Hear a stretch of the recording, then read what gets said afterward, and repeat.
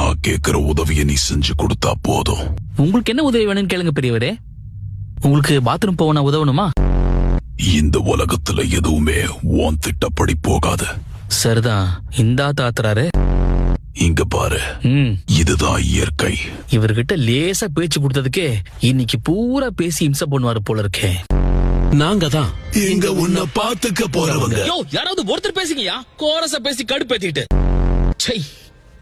அவர் காவலுக்குன்னு விட்டுட்டு போன பொம்மைங்க ரெண்டும் சேர்ந்து இங்க இந்த கத்து கத்திக்கிட்டு இருக்கு. இவரு எப்படி அங்க நிம்மதியா தூங்கிட்டு இருக்காருன்னு தெரியலையே. நீ தூக்கத்துல ரென்னு உளறிக்கிட்டே இருந்தியே. உனக்கு அடிபடுறதுக்கு முன்னாடி துணி துவைக்கிற பவுடர் வித்துட்டு இருந்தியா என்ன?